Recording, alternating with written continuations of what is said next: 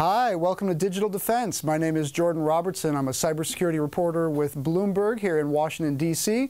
This is our weekly cybersecurity show, and as always, we delve into topics of the week and try to provide some tips and tricks that you can use. And today, there is no bigger story in cybersecurity right now than the Petya ransomware worm that spread around the world this week.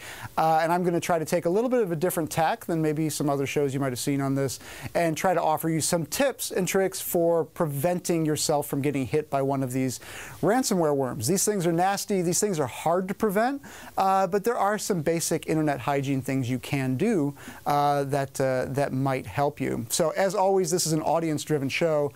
We're broadcasting live now out on Facebook Live and Periscope, Bloomberg.com, and the Bloomberg terminal. So if you have any questions for me, please feel free to put them in the comment section, and we are monitoring those communication forums, and we will be answering as many questions as we can today. So let's just dive right into it. You know, the big news of the week is that there was this big ransomware outbreak that started in Ukraine and spread around the globe. Now, it wasn't ultimately as destructive as initially some analysts and experts might have feared. However, it is another reminder that when it comes to ransomware, this is the new go-to hack for cyber criminals. This is like one analyst told me, they said this is the perfect crime. If you can get your hands on some ransomware and you've got a few technical skills and a little bit of a technical know-how, what you can do is make a whole lot of money very easily, and that appears to be the case with a lot of these attacks. But there are some interesting quirks to this attack that make it a little sexier and a little bit more potentially sinister that I want to get into.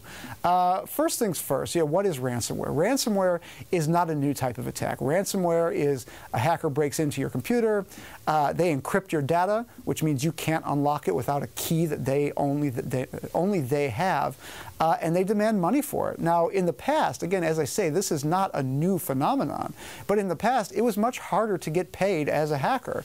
A lot of cybersecurity experts don't like this line of reporting, but it's true. The rise of Bitcoin, the rise of digital currencies has absolutely helped enable a lot of these attacks. It hasn't caused one or the other, but it has helped make it easier. So in the days of old, if you got hit with a ransomware attack, just paying the hacker was much more difficult. You're talking about wire transfers and fake bank accounts and this and that. It's just much more difficult. Today, what you were getting, what these victims of this attack were getting, was a locked computer screen that said, pay us $300 in Bitcoin, or else you'll never get your data back. So on its own, this is something that all of us need to be aware of. And I'll get into some of the intricacies of this attack that make it actually, according to experts, less of a ransomware attack and more of potentially a smokescreen, just a straight-up destructive attack that has nothing at all to do with collecting money. But I'll get to that in a minute. The really important thing, I think, for this audience, and again, we're taking questions live here, so any questions you have, please feel free to send them. We're getting some good ones in already. I'll start with this, though. The most important thing to remember when you read about these attacks is some of them are just simply not preventable. The WannaCry worm from last month, for example, that infected hundreds of thousands of computers around the world. And the reason that was so effective was it spread using a leaked exploit from the National Security Agency here in the U.S. And it was a highly effective vulnerability to exploit that allowed kind of self-propagation. It spread on networks that were unpatched. Microsoft had issued a fix to that particular vulnerability before the worm spread.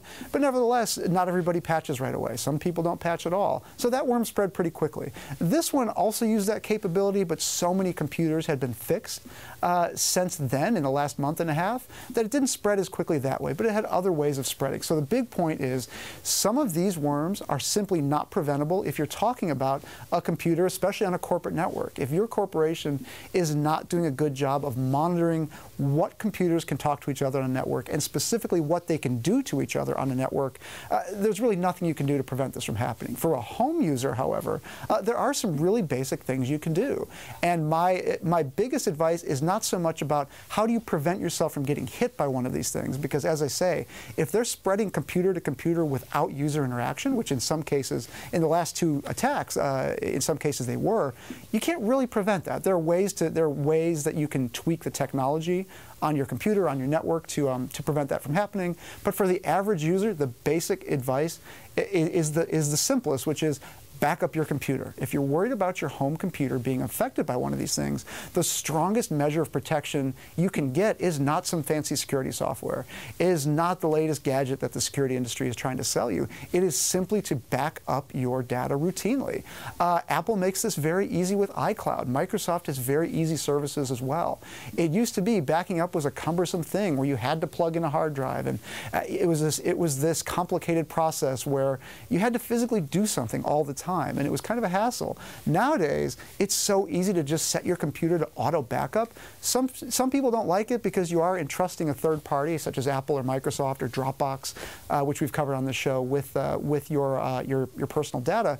However, I'm a big fan of it. I think if for the ordinary person, this is the strongest mechanism to protect against these kind of attacks. Because guess what? If they encrypt your data and you can't get it back, you can either throw away the computer or you can just erase the operating system and reinstall it. You just junk it. I mean, junk the software on it, and you have a backup that you can automatically import. So that's one tip. I've got a few more in a minute. Again, we're getting some great questions, so we're going to try to get to a lot of these. Again, feel free to write them in the comments section, and we'll get to a lot of these here on the show. First question here is, what countermeasures are being taken by governments to defeat these ransomware attacks? Well, two answers to that question. One is, any government, whether it's the U.S. government or others, they have network monitoring. So they monitor attackers' infrastructure. That's the way governments typically work. That's the most broad-based signals intelligence type activity. So when these types of attacks happen, they look for what's called command and control servers. And this is something the government truly is the best at because they can see across the entire internet.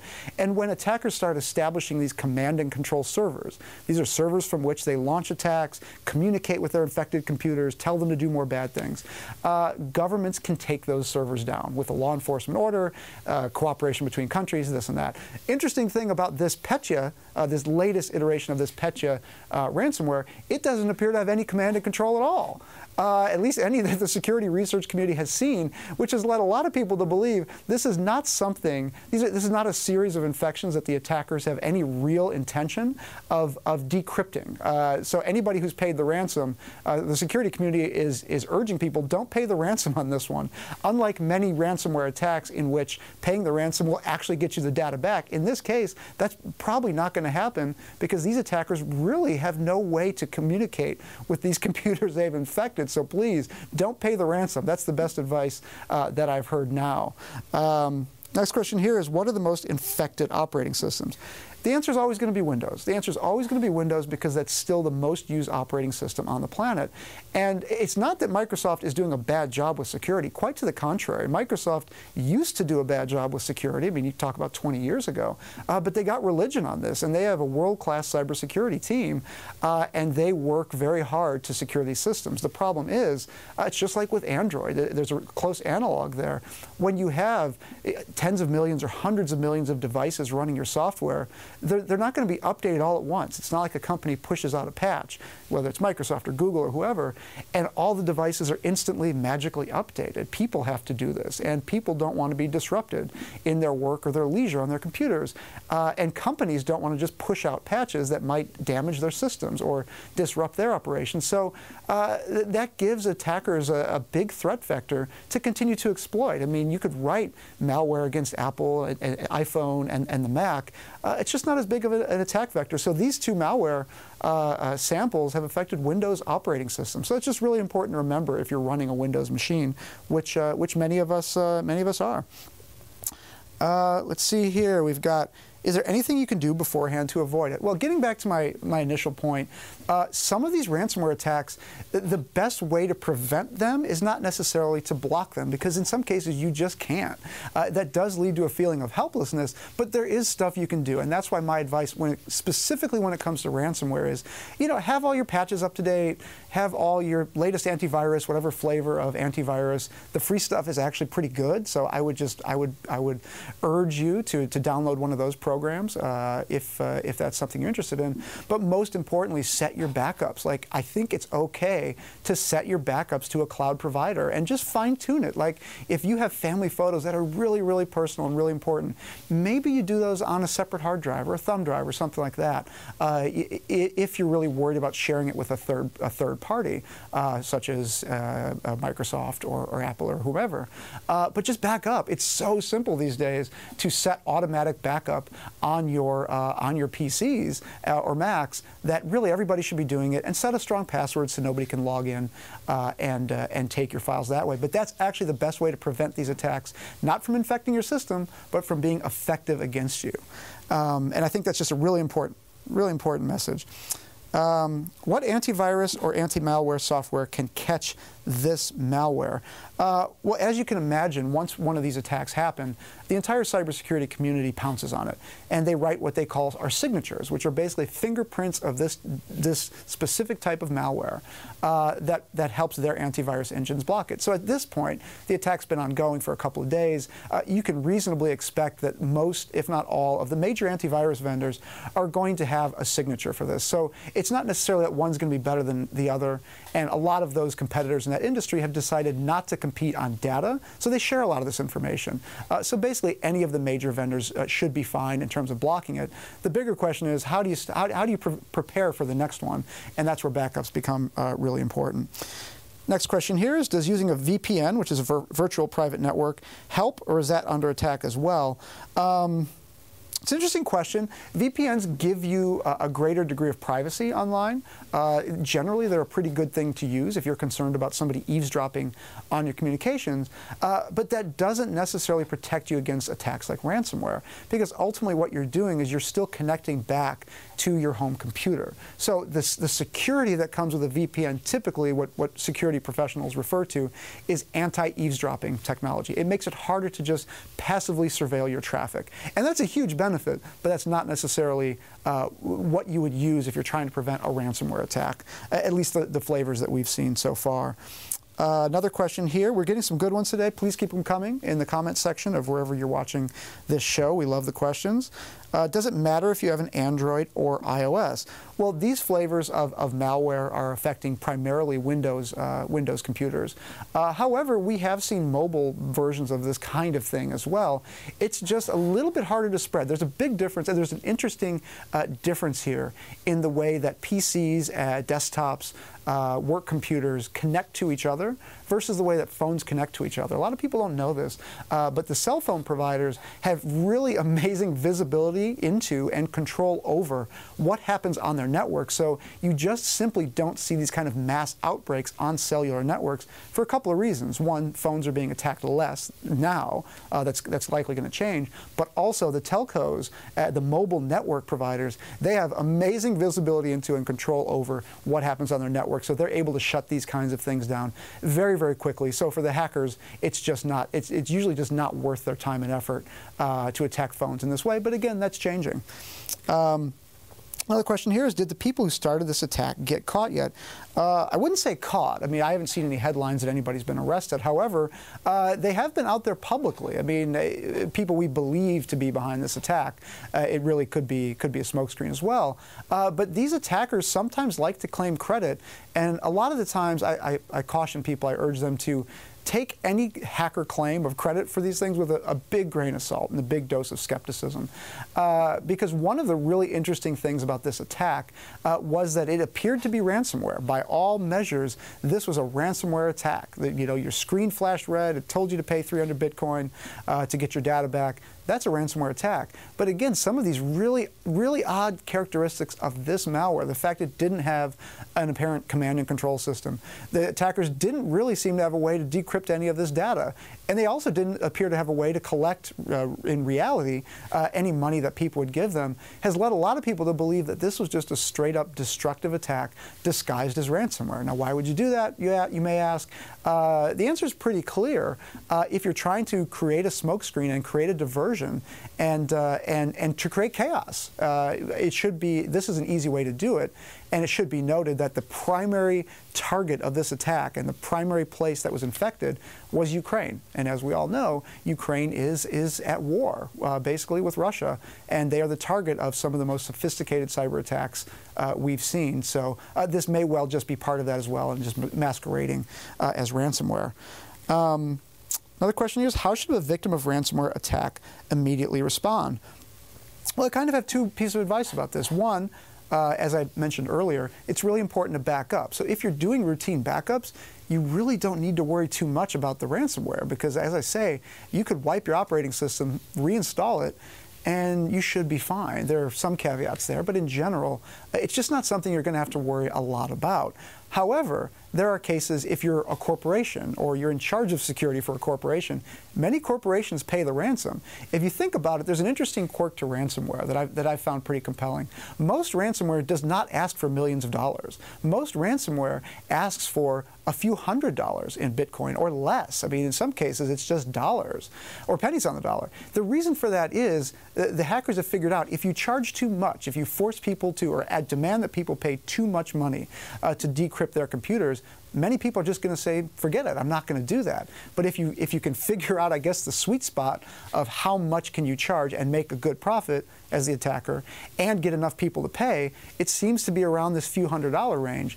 So for corporations that are hit by this stuff, if it's a few $100s or even a few thousand, the advantage of paying that money and having a reasonable chance of getting their data back, it's just a drop in the bucket. Many corporations do that, and many corporations do that, in fact, at the request of the FBI, who tell them this might be the easiest way to get your data back. And that's a valid response. Now, there was a case of a South Korean web hosting company that just this month paid what many experts believe is the biggest ransom, digital ransom payment on record, which was over $1 million. So that sets a new standard and shows you why this type of attack is just so valuable. That is the easiest money these attackers have probably ever made. They may not have even known what they hit when they hit it, that they hit these servers of this company, that these servers are very important. So I say all that to say this is a super lucrative field, and if you get hit by it, don't discount the fact that in many of these cases, the ransomware operators do actually decrypt the file. So if you haven't backed up, we're not about victim shaming on this show. We're all humans trying to do the best we can with this stuff. In many cases, it makes sense to pay if you can afford it, and especially if you're a company. That's especially true. Another question here. Again, we're getting some great ones. Thank you all for submitting them, and happy to take many more. If the ransomware operators are demanding Bitcoin, how would someone who knows nothing about Bitcoin go about getting them? This is actually a really good question, because in the security community, and as a journalist covering this, we talk about these things as if they're easy. But for most of us, actually paying the ransom would actually be difficult. It's much easier to go to the grocery store and figure out how to do a wire transfer than in many cases it is how to pay somebody in Bitcoin. The short answer to this is if you Google Bitcoin exchanges and Bitcoin wallets, basically all you have to do is create a Bitcoin wallet, figure out how to deposit some money into it. Again, these are financial services organizations and applications. Many of them make it very easy to figure out how to go about doing this. If it's not part of your normal life, it may seem a little bit confusing and daunting, but go Google Bitcoin wallet. And they'll help you create a Bitcoin wallet. They'll help you put money into those accounts. Sometimes those are direct deposits, or you link it with a bank account, or whatever your preferred method is, or just depositing cash. But you can buy Bitcoins digitally. You put them in your wallet, you send them to an account. It's basically just a number or a web address, and that goes into an account. But again, in this particular ransomware case, don't pay the ransom. If you're a victim, don't pay the ransom. You're probably not going to get your data back, but this could be a learning experience going forward for all of us about data backups and such. Another question here is a permanent connected external hard drive in danger also, or just the system drive? You know, I don't really know the answer to that. On this show, I like to be honest with you when I do or don't know the answer. My suspicion is that because the malware targets the computer itself, it's not necessarily targeting a peripheral, that your external drive, in theory, should be fine. Because what this malware is doing is it targets the system that you're on, the Microsoft Windows system that you're on, and all the vulnerable network connections going into it. So my advice would be, in general, if you've got a permanently installed hard drive backup and you're backing up to that, you're you're ahead of the game, because the point is to back up regularly. And it sounds boring, it sounds cliche, it sounds trite, and it is, but it's absolutely the best way to protect against these things, because as I say, you can't depend on a cybersecurity technology company in all cases to protect you against these attacks. And there's an important reason why that I think we should get into. One of the really hard things about cybersecurity in this particular area is it involves people either clicking on an email and authorizing a set of malicious activities that they never intended to. The problem with that is your computer says, Jordan just clicked yes on this. He is authorizing this process to happen on this machine. Now, if that process is encrypt all the data and demand a Bitcoin ransom, that's of course not what I would want to do on my machine, nor any of us would want to. But the problem becomes when these processes start running on computers, they're running in what's called a privileged mode. They're running in a trusted mode, because either the user clicked on something, or in the case of this ransomware, the operating system is allowing this malware to spread between computers in a trusted way. So you can't just, I've asked cybersecurity professionals this, why can't you just make a signature that says, if I'm going to get ransomware on my computer, why can't it just block that? And they say the problem is this, is that if that process is starting in a trusted, privileged way, again, you were tricked or your network just allowed this behavior to happen, you have fractions of a second for your system to realize, hey, I'm not opening up a web page, I'm initiating a ransomware process.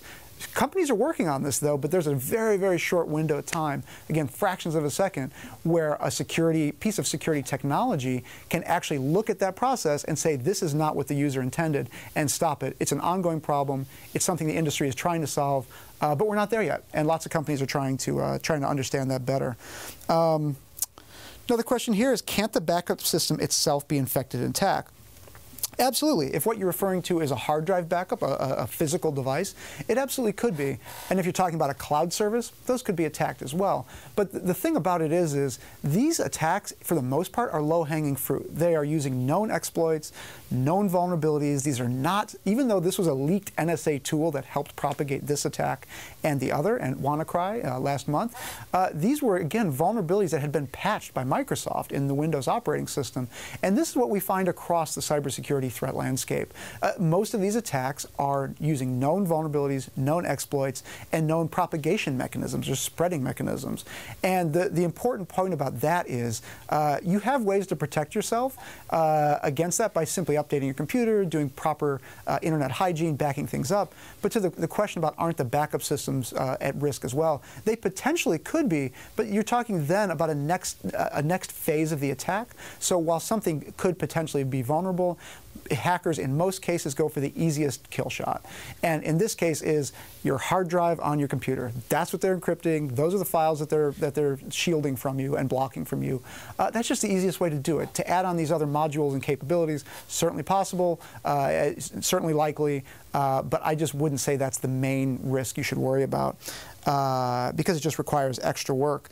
So with that, I want to thank you all for the questions. Those are some really good ones.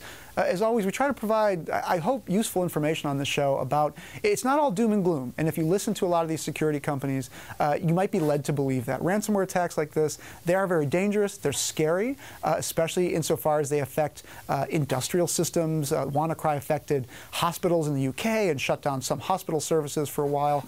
But I hope the takeaway from this show is you do have some control over how much these types of attacks can affect you on a personal level. In terms of corporations and services and government services you use, we don't have a lot of control over that, but hopefully better visibility into these things reminds us that these worms, these were things that we saw 10 years ago and kind of went away as hackers moved to stealthier type data stealing attacks. But worms are back, and they're being used to spread ransomware, and I think the best thing we can do is just be aware and be mindful of the fact that these things are out there. You will probably be hit by one of them at one time or another, but if you've done some routine due diligence and basic internet hygiene and are backing up and taking basic security precautions, you'll have a measure of control that hopefully when you see these headlines will give you a sense of there's something you can do about this. So with that, I want to thank you all for watching. We really appreciate your viewership and your questions. Feel free to write me offline. I'm happy to answer questions there as well if I can. I'm on Twitter at JordanR1000, Jordan, the letter R1000.